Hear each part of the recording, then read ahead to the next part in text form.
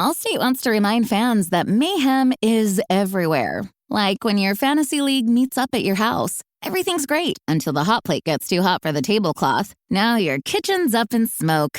And if you don't have the right home insurance coverage, the cost to fix this is anything but a fantasy. So switch to Allstate, save money, and get protected from mayhem like this.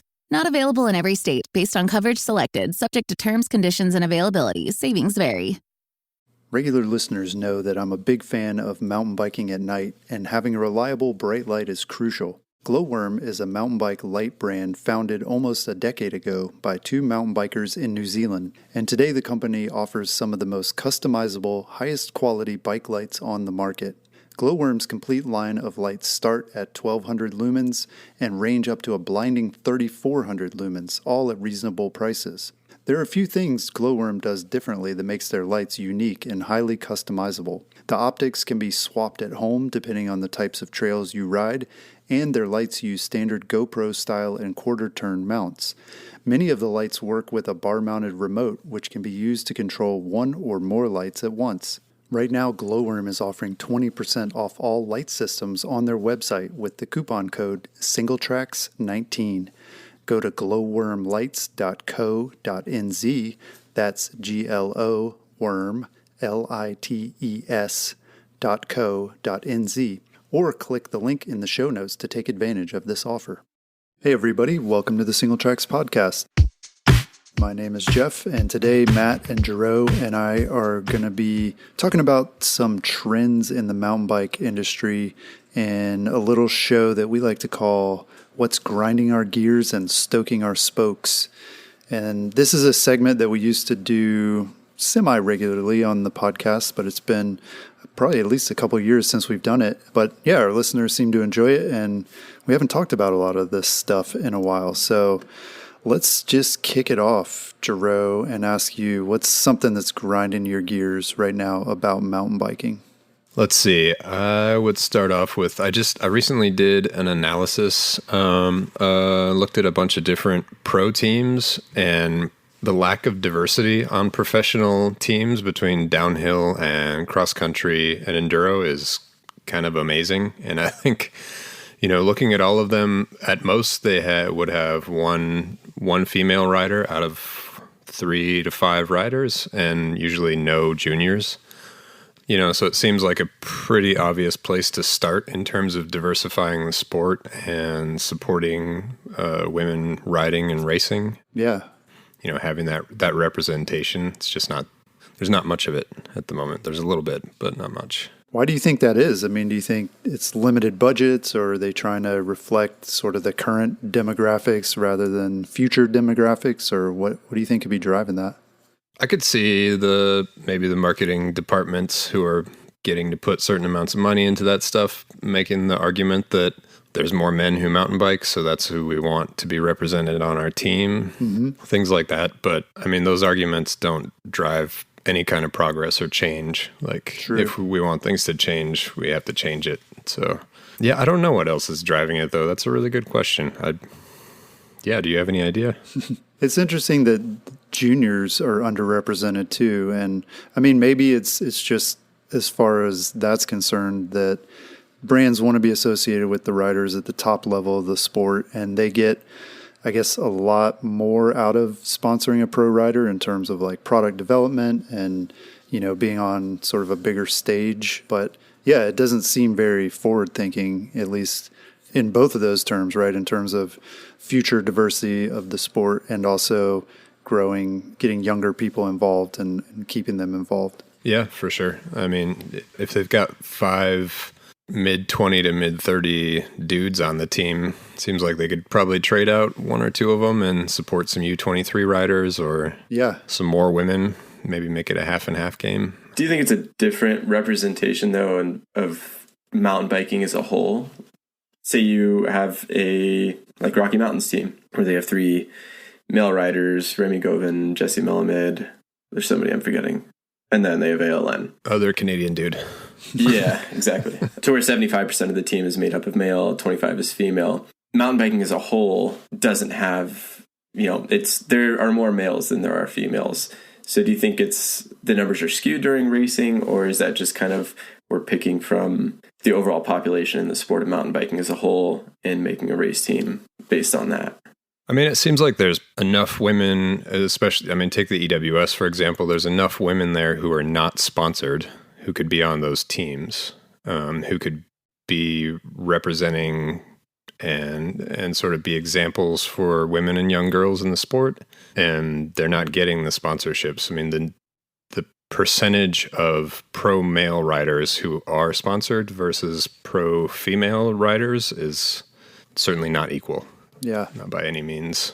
Yeah, I don't know if that really gets at what you're asking. But. Seems like there is a business case to be made for sort of going into these groups where the competition is not quite as fierce. So you look at a brand like Pivot, I don't know, I haven't looked at their team in a while, but for years it seemed like they were sponsoring more women than men. And because of that, they were able to claim a lot more like podiums and top overall finishes than if they had used their budget to, just sponsor male riders, where there are just so many more and the competition is just much more heated. And same with the under 23, I mean, if nobody's there, seems like an opportunity for certain brands to come in and really capitalize on that. Yeah, that's a good point. Yeah, Pivot's still they have a lot of female, mostly XC athletes, but they're definitely heavy on the female side. But I mean, Gerow, it sounds like like you said, as far as women getting sponsorship, like it seems like brands see more value in sponsoring men than women. Yeah.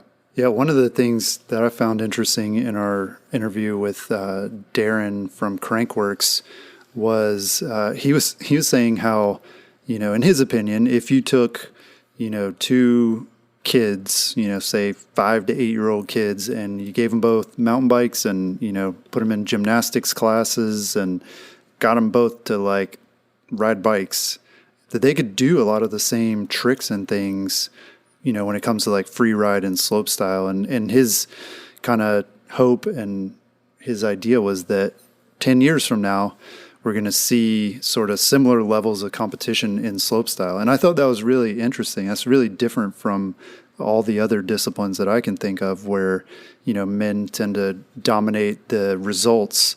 Obviously they're not racing head to head, but slopestyle seems to be like the one discipline where, you could have that where like women and men would compete at kind of the same level if there was just this like encouragement and this development early on, which, never thought about that before. Well, we kind of already have that in enduro. I mean, the men and women compete on the exact same courses, on the same bikes. I mean, there's really no difference at all, other than the fact that they're not sponsored often at the same level, and certainly not paid at the same level. Yeah. So, Matt, let's talk a little bit about mountain bike access stuff. What's something that's grinding your gears? Oh, man. Yeah, there's been a few topics of lately. I mean, the big change is just that the Secretary of Interior green-lighted e-bike access in national parks on BLM land. And that as a whole is not what grinds my gears. Yeah, right. That seems like kind of okay news. If you're an e-biker, it's great news. Yeah. For everybody else, it's just news. Right. The part that could be tricky is, so when I was working on a story and talking to Dave Weens about this, is that obviously lumping all three classes of e-bikes in with a general categorization, like they did with the change, saying that you're not just adding class 1 e-bikes, but you're saying class 1 through 3 is okay to access any trail as a bicycle. And so IMBA's sort of stance for this has always been, we're okay with class 1. And the reasoning is that adding class 1, making it distinct from the other two classes, and then also making class 1 distinct from non-pedal assist mountain bikes, is that once they're all lumped in together, say there's an instance where access for bicycles needs to be revoked, then all of them are now revoked rather than just the e-bikes because they're all classified as a bicycle. Right. And that's something I had never thought of until all this sort of rolled about. And yeah, I mean, now it's like the Secretary of Interior is like, okay, you guys have 30 days to review this and make the necessary changes. And this is just how it's going to be. So yeah, it's a good thing for some, but in the long term, I don't know that it's like the best move for how things would play out for bicycle access in the long term. Yeah, well, it seems to have coincided with a real uptick in anti-mountain bike sentiment that we've been seeing from hunting groups. I know that was one of the things you reported on, Matt, and hiking groups as well. Seems like our news feed every day is filled with stories. I mean, New York Times had a story about it. There seems to be a lot of blowback against mountain bikers in general. And a lot of people were saying this when the e-bike debate was first getting started a few years ago, that e-bikes could jeopardize sort of regular mountain bike access. And yeah, I mean, admittedly, that was something that I thought, yeah, that probably won't happen. People are smart enough to kind of distinguish between the two, but it doesn't seem like the anti-bike establishment. I mean, I think they do understand the difference. They're just using it as an opportunity to sort of reduce mountain bike access, or at least, push back against it in some places. But definitely seems like this e-bike sort of decree has poked a hornet's nest and really gotten some people fired up. Yeah, and it's just that's what happens, I think, when you have somebody greater than your local establishment making these policies for you.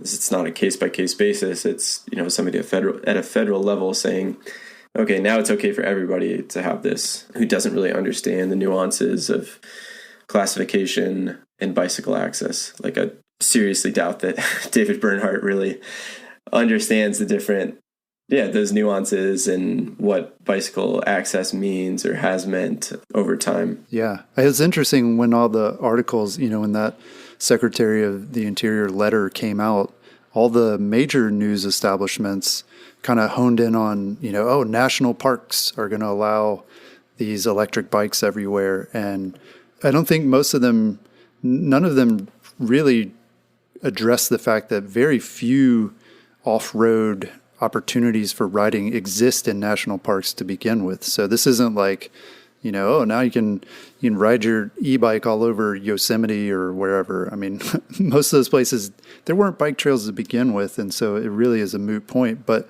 where it does affect trails more is BLM land, where there are a lot of trails. And so you're talking about places like Moab, a lot of places out west where there are off-road trails that are open to bikes. And, even Moab isn't a great example because a lot of that stuff's already open to vehicles. I mean, I think you can drive a Jeep on Slick Rock, right? So yeah, exactly. It's kind of hard to tell, how big a deal is this really? But just seeing the word national park next to electric vehicle, I think got people pretty worried and scared and upset. Yeah, I mean, it kind of fits right in with making national parks more accessible for everybody. And I think that in itself is a slippery slope. These are great monumental places, but, I don't know if you guys have ever sat in traffic trying to get into a national park. It can work the other way sometimes too. Yeah, definitely. Yeah, a lot of them have shuttles where you park your car and then you ride a bus to get in, and yeah, crazy. Well, at least one bit of good news. I'm pretty stoked about a lot of the new trail openings that we're seeing all over the country. And, this is something that I started tracking, I guess maybe it was beginning of the summer, maybe midsummer, just every month, making a list of the new trail openings that we hear about. And there are a lot of them. They're happening all over the place. It's actually interesting. Seems like a lot of these trail projects are getting finished up toward the end of the summer. It takes a lot of time to get them open and ready for riding. But yeah, it just seems like every day we're hearing about new trails. And the cool thing is a lot of these are bike specific trails. And for example, there's the one in Colorado that you rode, right, Matt? It's a downhill only bike specific trail. What's the name of that one again? The Sluice. The Sluice, yeah. I feel like they could have worked a little bit harder on the name, but that's all right. Yeah. Well, yeah, but we're seeing a lot of trails like that where, it's mountain bikers that are getting these projects done, and they're building these trails that are more challenging too, that take advantage of what bikes can do. In the old days, we were stuck with old hiking trails or multi-use trails, but these are opportunities for people to to go fast and practice their enduro or downhill or whatever it is they're trying to do. And yeah, it's just cool to see. Oh, that's great. Do you have a sense, is there a kind of a trend that they're more park or like longer single trails, or what's the, I guess, is it more of more networks being built or more single trails on their own? Seems to be a lot of both. Just depends what part of the country you're in. Yeah, out west where there are a lot of trails, it seems like we're getting these more like specialized trails where they're, one way or downhill specific or whatever. Whereas then we're also seeing trails being built a lot of places like the Midwest where there just aren't opportunities. I mean, so many of these, what I've read is the people who spearheaded these projects just said, you know what, like I'm tired of driving 45 minutes to go ride a trail. Like we can build one here. We've got a park and, they're able to get the approvals and everything. And so they'll build like a 2-mile loop or whatever. And that's just kind of the start of it. And, they plan to add on to them. The other thing that we're seeing a ton of is these. A few years ago, it would have been pump tracks. Everybody was adding pump tracks or getting those built. Now we're seeing a lot of skills courses or skills parks. And again, these don't take up a lot of space, but they're great for getting new riders into the sport. I know my kids, that's what they'd rather do. Like we go to a trail, they don't want to go on like a 5-mile trail ride or ride some single track loop. Like they just want to mess around in the skills area and like do little ramps and skinnies and practice riding over rocks and all that kind of stuff. And, it's fun. So it's cool to see that option popping up. Yeah, it's definitely growing.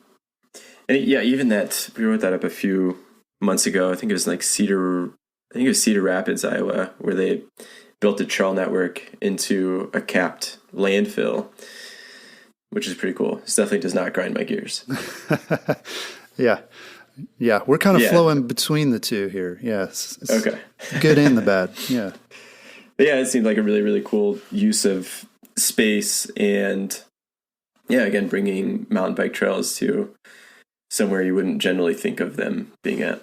Yeah. Well, that's funny. It's funny you say that too, though. Like I remember I wrote an article, it must have been 10 years ago, about how it seems like a lot of mountain bike trails are in really crappy locations, like landfills or like sewer lines or, especially here in the Southeast, like that land is generally available, right? Like you have a sewer line and people are like, fine, you can build a trail there if you want to. But yeah, that always frustrated me that we felt like we kind of got relegated to like whatever land was left over and nobody else wanted to use. But yeah, it's cool. It's cool to have options. Yeah, for sure. A bunch of the places that I've been visiting this summer, like the Czech Republic and Slovenia, different spots, especially in Central Europe, there's a lot of focus on building new trails, and the governments are putting money into the trails. Like the federal government's putting tourism dollars into it, and it's great. Like they have full-time people building trails. Wow. In the Czech Republic, something I noticed, and I've seen this a couple other places, when they have federal dollars to build trail, it seems like they kind of have to start with flow trails. Like everything has to start out green to maybe blue. Right. And I'm interested to see if that's going to end up with a bunch of people building like pirate trails or unsanctioned trails because they just get bored. Interested to see where that goes. Yeah, it makes sense, I guess, that to get approval for these things, you have to show that it's going to be available to the widest number of people. So you can say, we're not just building this for like us and our buddies. This is for like families and kids, and anybody can use this. But you're right. It does tend to force people to, look for more challenging stuff and to build it on their own. It doesn't force them, right? Like we're just being lazy and not waiting because like I said, these more advanced trails seem to be popping up in areas where they already have a ton of blue and green trails. And so it is kind of like you build that first, and then a few years later you can go back in and build more challenging stuff. Yeah, for sure. That stuff's all hopefully on its way.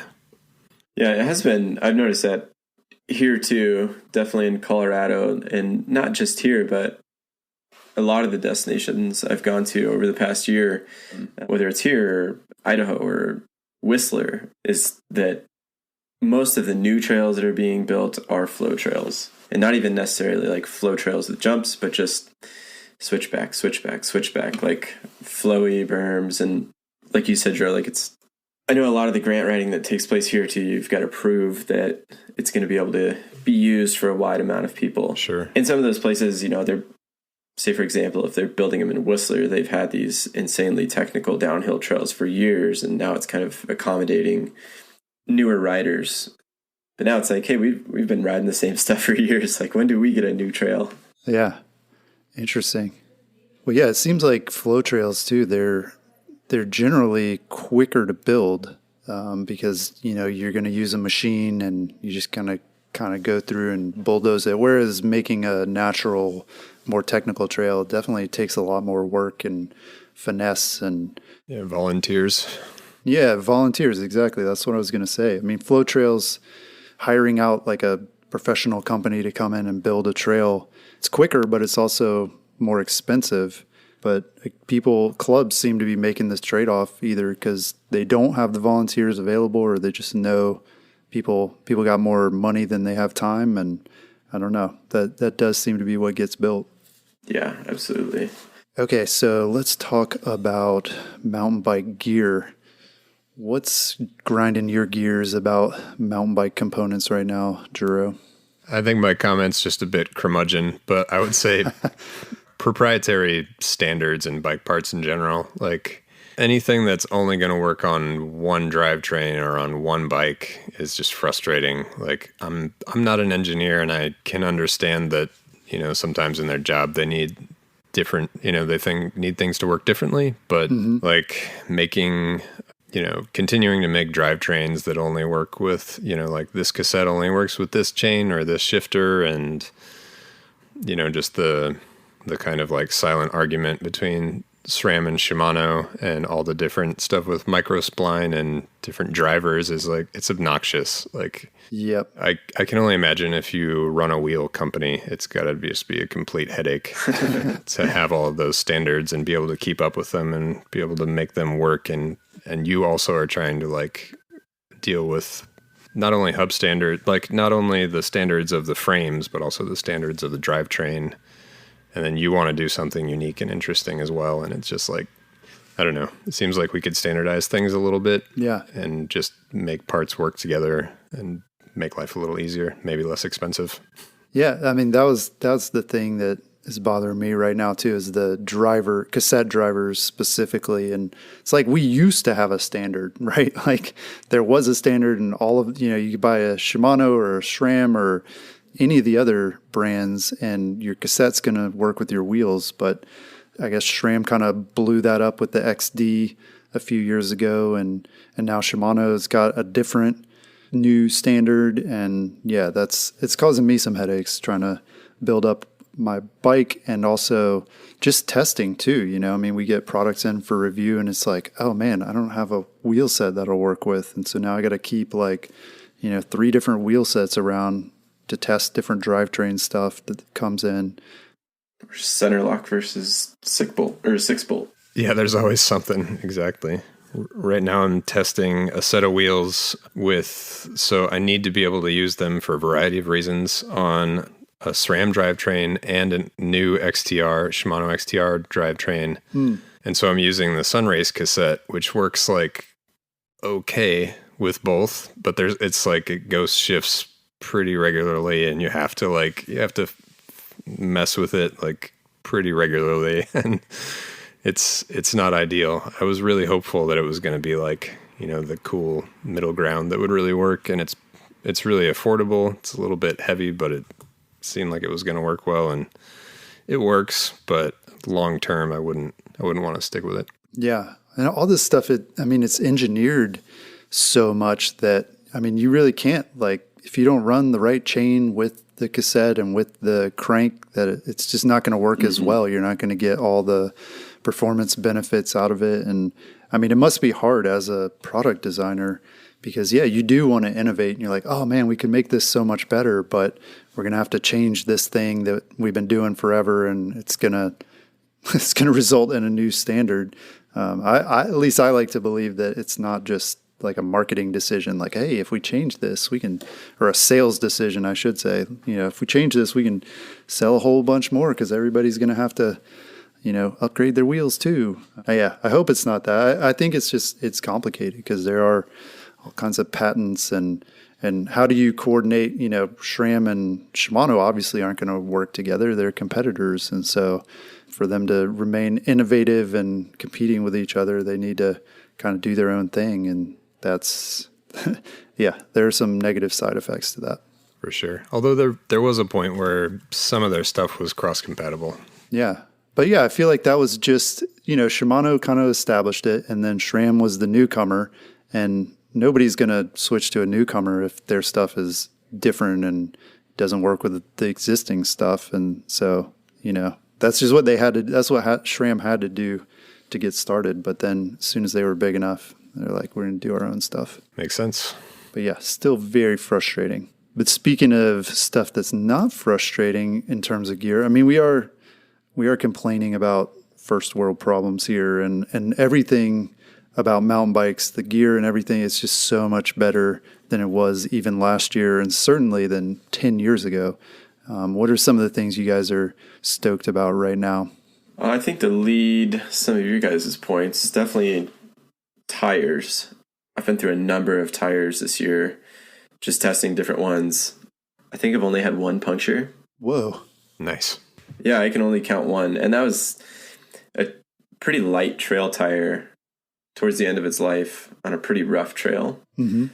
Yeah, I've had great luck with tires this year. And I used to go through a lot of tires and have a lot of punctures. So that is really, really cool. Yeah, nice. It's great. Yeah, I don't think I've had a puncture this year, actually. Wow. Yeah, it's pretty great. I mean, between tire inserts and heavy downhill casing tires in the back, I just don't feel like I have to worry about it so much anymore. Yeah. Is that a trade-off? I mean, obviously that's a trade-off you've been willing to make, is heavier tire that's going to be more durable. Do you think other riders are starting to do the same thing, or is that just you? No, I feel like I jumped on the bandwagon on that one. People were like, man, we don't want to wait for you. Like, just get some heavier tires. And then I was like, all right, I'll quit being a cross-country rider and get some downhill tires. And it's totally worth it. Like, the weight penalty, I mean, yeah, it costs some energy on the way up, but it's definitely worth it to not be changing a flat, especially with how difficult it is to get a tire on and off. Like, yeah, seriously. I don't want to do that in the woods. It's no fun. Yeah, it's always been a real frustration for me. And man, probably at least 5 years ago, I was threatening to put a pool noodle in my tire because I was just so tired of having to deal with air. And yeah, now look at it. There's actual pool noodles you can put in your tire and not have to worry about that stuff as much anymore. Yeah, I'm building up this bike and this orange hardtail, and I put the new Terrain E-Line tires on it, and it was with a set of Reynolds carbon wheels, and the whole thing was it was so easy and so smooth, just compared to years past. Like, I used a pump to literally just pump them up, like didn't need an air compressor or anything to set them up tubeless. Didn't need a tire lever. I mean, it's crazy how easy tires are now compared to several years ago. So I'm definitely stoked about mountain bike tires and wheels, and also dropper posts. So I feel like those are getting a lot better than they were a few years ago, more reliable. I used to have problems with the post getting stuck down or up, on the trail and not knowing if it was going to work. And now they're super reliable. And not only that, like, they're way easier to install than they used to be. I mean, other than internal routing, which that too is getting a little better. Some bikes are figuring that out. But yeah, I have this Pro Coriac dropper post that I installed recently, and it took like 10 minutes or something to get it all installed and cables cut and everything mounted up. It's just, yeah, way easier than it used to be. Yeah, that's great. Yeah, I feel like since I went away from dropper posts with hydraulic levers, of which there's only one, right? They've worked a lot better. That one was mostly problems. Yeah. Yeah.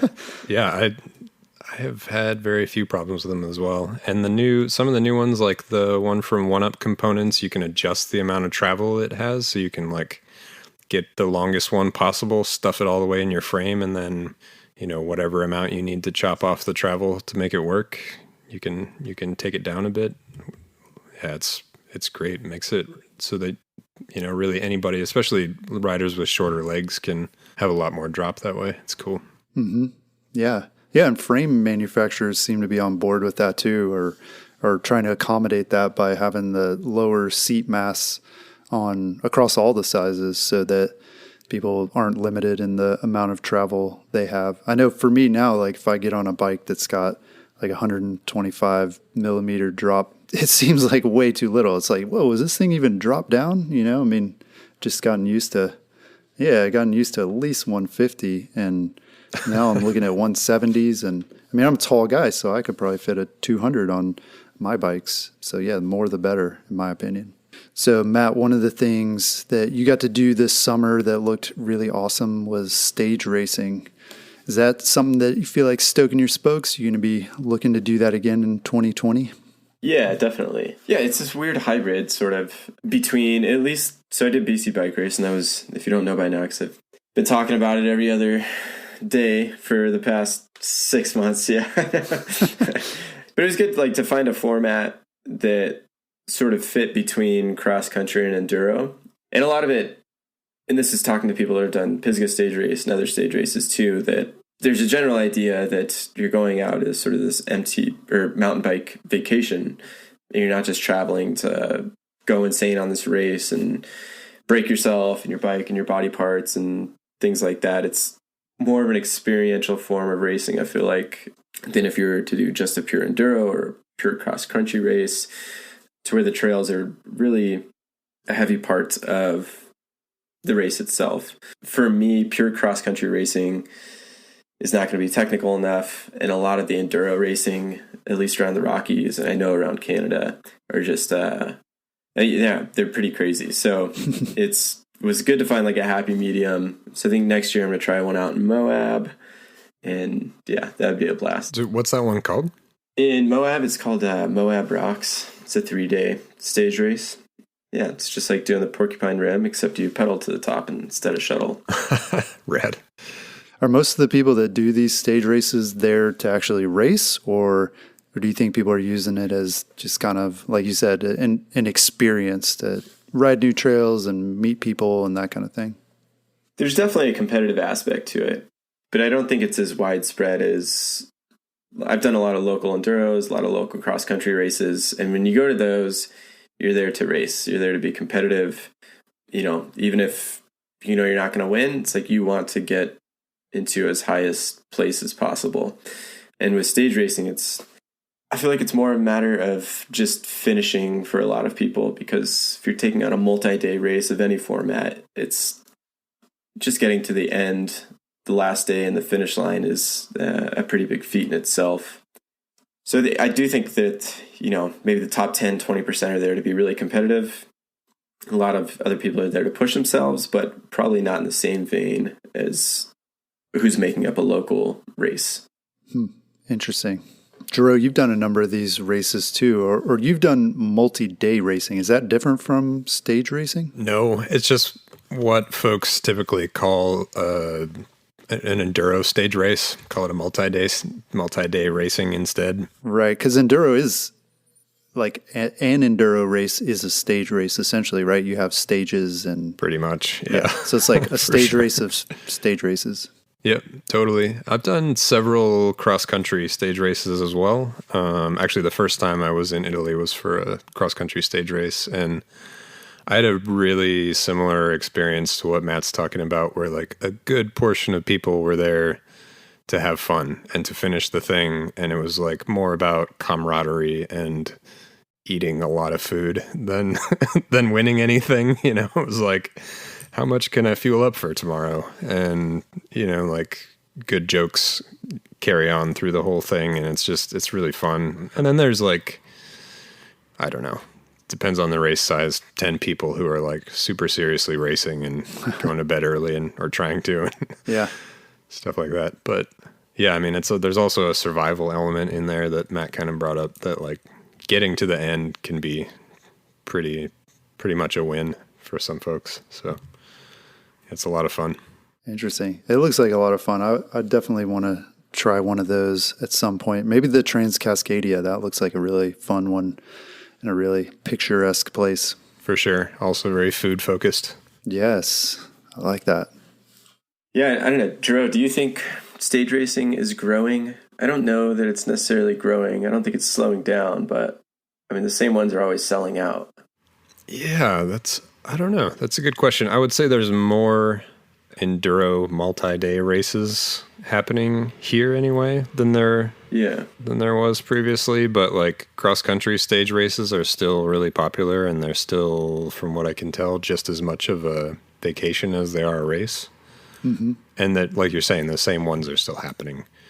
They're still selling out like immediately, and people are stoked to go to them. So yeah, none of them are really big. I mean, outside of BC bike race, but yeah, most of them have a couple hundred competitors or less, just because logistics, I'm sure, get tricky when you have that many people staying together and eating together and riding together. For sure. So yeah, they do tend to be smaller, and it takes a lot of work to put them on. You know, we talked to the organizers of the Pisgah stage race, and you know, it's a big job. It takes a big team to put that on, and yeah, but it would be great to see more of them because, like you guys said, they sell out a lot. And the one thing that does seem to be exploding is these like bike packing races that seems like every state now has got one. You know, you got the Arizona Trail, and there's the Trans North Georgia, and just everybody is trying to like capitalize on that. And that's an interesting format as well, because a lot of times there's like no entry fee or it's super low, and they're just like more informal, sort of like grassroots type races. Either of you guys have any interest in doing something like that at some point? Too much of a sufferfest? I mean, stage racing sounds way more fun to me personally. Can I take like a month off, Jeff, to do one of these races? Yeah, I was going to say, I definitely have interest in doing it, but the like family and work logistics of it are a little bit tricky. I think at some point it'd be really cool to do. There's a couple in the Alps that are super long. There's some where like people don't sleep for as long as they can and try and win the thing. And yeah, there's a bunch of different options. They look pretty fun for sure. Yeah, it seems. I mean, there's so many different distances though that these cover. I mean, if you look at like the Great Divide, sure, like yeah, it's going to take a normal person a month to ride that. 3,000 miles or so. But around me, there's a lot of these like 300-ish mile races that people do in a few days. So yeah, you take like a long weekend and knock it out. Seems like it would be fun. I like the idea of just being as primitive as possible and minimalistic, and seeing what you can survive on and make it through, and being self-reliant for over that duration. Yeah, I like it too. I mean, I used to do backpacking when I was a teenager, and that, I mean, yeah, you got to carry everything with you. But when you're on a bike packing race, you're going to be like rolling through towns and stuff, and you can eat at restaurants, and you can like take a shower if you need to. I don't know. It seems like it would be a lot of fun. And the gear now is just so good that, like you said, you can be pretty minimal. I mean, you just wear your fanny pack basically, right? And then just like coast from town to town, fill up, and get back out there. So one of the things that is sort of grinding my gears, and these are like I got two actually. These are two general things that kind of coincide with mountain biking. I mean, the first one is health insurance, and this is something that like I get riled up about all the time because I have to buy my own health insurance. Like I'm sure you guys do too. And man, it's just so expensive here in the US anyway. And it's interesting because we had a good discussion with Cam McCall, the professional free ride mountain biker, about this. And for someone like him who makes their living off of biking and doing like pretty dangerous things, it's a real challenge. And it's something that's like not easily addressable. But we are seeing there's this new product called Spot that's like this insurance that you can buy that will cover injuries and things due to mountain biking that we wrote about a little while ago. It seemed like a lot of people were stoked about this concept of, paying $20 a month and then having it cover, in case you get in a bike crash. Is that something you guys worry about? Do you worry about health insurance as a mountain biker? Yeah, definitely. I am personally pretty lucky to be covered by the VA for most of my expenses. Oh, nice. But yeah, with my fiance, I mean, she's in the same boat to where she's stuck fishing for a decent health insurance policy and, paying, I don't know, $20 a month or something like that for a health insurance policy that will cover you after you pay $5,000 cash for a procedure. So it's like, if you get hurt, break your arm, you're going to have to exceed $5,000 before they chip in. Yeah, easily. Yeah, and just had a buddy move out of Colorado because he broke his same arm twice within a month. And, he's worked at a bike shop and didn't really have great health insurance. And so, yeah, now he's got to move out of here, get back on his feet with some help from his family. And yeah, it's a super bummer. So I'm sure there's a lot of people in that position that would appreciate, $20 for, I think the majority of people who are going to buy something like Spot are already pretty healthy people. If you're out mountain biking regularly, chances are you're physically healthy, you're eating well, and injuries are largely the only thing that most people are going to have to worry about. Yeah, it's just crazy to me. I mean, I guess the thing that's the most frustrating is just how much stuff costs, and who knows why that is. You can probably debate that, but that's the hardest part is you don't know what something's going to cost. You get bit by a snake, and you're looking at like $100,000 in anti-venom, and it doesn't make any sense that stuff should be that expensive. And if you're not covered, then that's really tough. Even if you had that $20 a month thing, you're going to be in big trouble if you get bit by a snake. Not to scare anybody, but yeah, that's a lot of money for sure. Yeah, if I lived in the U.S., I would definitely take advantage of that program. When I lived there, I never had health insurance, couldn't afford it. Yeah. And if something like that was available, I definitely would have taken advantage of it here. So. Yep. And I'll just throw it out there. Injuries in general suck really bad. That would grind my gears if I was injured and recovering. We've done a lot of stories actually recently about people who have been injured and sort of the recovery process. I know a lot of our listeners probably are currently recovering from an injury or just got back from an injury. And yeah, that can be a really frustrating thing that it can be tough to deal with, like physically and mentally, but it's part of mountain biking. And so I guess we got to take the good with the bad. For sure. Yeah, it's part of the game, unfortunately.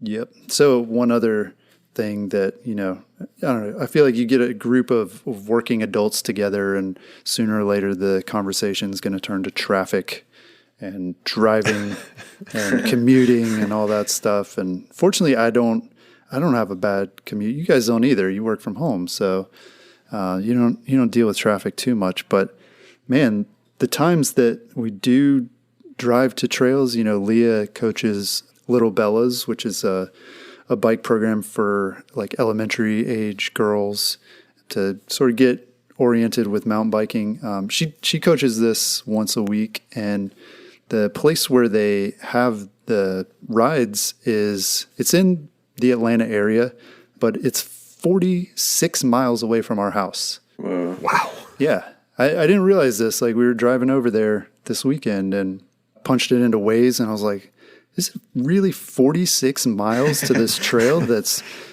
still within the Atlanta area? I mean, we live like sort of downtown. I mean, I'm not even talking about like going from the south side to the north side. This is like kind of going from the eastern middle to, the north. And that's just crazy that we would have to drive that far. And wow. Yeah, so that is a little frustrating that there aren't more trails. I know a lot of people are in the same boat, and this is something that we are seeing it being addressed, more trails being built close to where people live and more of these skills areas, because, a lot of places there just isn't room to build trails, but it's just nice to have some options where you don't have to get in the car and get all frustrated just to go mountain biking and blow off some steam. For sure. Yeah.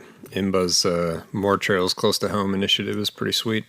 Yeah, I would agree. I mean, even I live in Golden, like right on, within riding distance to several trail networks, but still at the same time, there's probably 5 or 6 popular networks around here. Mm-hmm.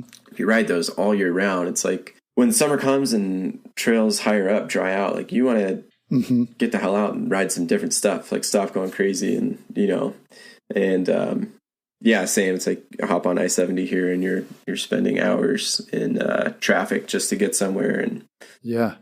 Well, is the summer I-70 traffic? I mean, I-70 is notorious in the winter for being bad. Everybody's going up to ski for the weekend. Is it that way nice summer weekends? Like people are getting up to go biking? It's not as bad as winter, but it's still pretty bad. And not everybody's mountain biking. There's a lot more bikes on the freeway, or I hope not, but a lot more cars with bikes on the freeway. Mm-hmm. But most people are just going up to, maybe visit the resort, see a band, go hiking. People want to hike or climb 14ers. So in general, there's a lot of traffic still on I-70 even during the summer. It's just the weather element is removed, so it's not quite as messy. Right. So Matt, I know one of the things you're getting into recently here is gravel riding, and you actually got a new gravel bike, right? You getting stoked to get out on the gravel roads with that? Yeah, a bit more. So I had a road bike before, and I like those bikes for training, really. Like they're a good training tool. They're a good way to get fit. They're a good way to prepare for mountain biking. But road riding is also very scary and deadly. And so, yeah, I mean, personally, in line with the trends of the bike industry, I ended up selling my road bike a few weeks ago and got a gravel bike. So really, I'm thinking it's just going to open up possibilities for me, spend more time on dirt, away from cars. Yeah, it's just more versatile. Yeah, anything that you can take on, it's a gravel or a multi-surface all-road bike, whatever you want to call it. But it opens up possibilities. And yeah, I found it's actually pretty fun on the right type of single track. And that's not a lot of rocks, not a lot of roots, pretty flat. But you can pick up some flow speed. Trails. Yeah, exactly. Yeah. So that's what those are for. Right. Yeah, I found the bike for them. But yeah, it can be a lot more fun and just a way to pound out miles, pick up fitness, spend more time outside on dirt and away from cars. So I think it's a good thing. Does that work better with the snow in your area as well? Yes, I'm thinking it will, as long as I've got all the cold weather riding gear. Because before, like, even when it was wet, I wouldn't want to take my road bike out because, like, there's no tread on the tires. There's just compound. And yeah, if you hit some ice or, slick part in the road, things are going to get sketchy. So with this, usually those flat trails dry out pretty quickly. Gravel roads dry out pretty quickly. It should help out. Yeah. Well, gravel bikes and gravel riding has been sort of trending over the last few years. And I have to admit, initially, I didn't really get it. Like, I didn't understand why you would need this bike that, you could ride your mountain bike on the same stuff. But, reading more articles and like researching it a bit more, and actually one of Greg Heil's articles, I think it was a couple months ago that we published about a ride that he did in Wisconsin on a gravel bike, really kind of opened my eyes to that. And yeah, this ties to the not liking to drive to trails. I mean, with a gravel bike, your radius suddenly expands from, your house. So you go out on the gravel bike, ride some roads, get out of town a little bit, and then jump onto the single track and have kind of an adventure and then get back. And so, yeah, I'm looking at a gravel bike for myself too, for that reason. Because I think, yeah, it really just expands where you can go with a bike and not have to get in the car, which is pretty appealing to me. Yeah, I think it's about having the right tool for the job too. I mean, you can do it all on a mountain bike, but then it's like riding a flow trail on a downhill bike. It ends up being too much bike. Like you got to go really slow. It's hard to pedal. With a gravel bike, your average mile per hour, your average speed is going to be up. You can just hammer more. So Yeah. Well, cool. This has been a fun discussion. We've covered a lot of ground here, and we'd like to hear what's grinding our listeners' gears and stoking their spokes. So, as always, you can leave us a voicemail, 800-815-6820, or you can send us an email, info@singletracks.com, or post on the Singletracks forums. We'd love to hear what's got you stoked about mountain biking and what's frustrating you right now. That's all I've got this week. We'll talk to you again next week. Peace.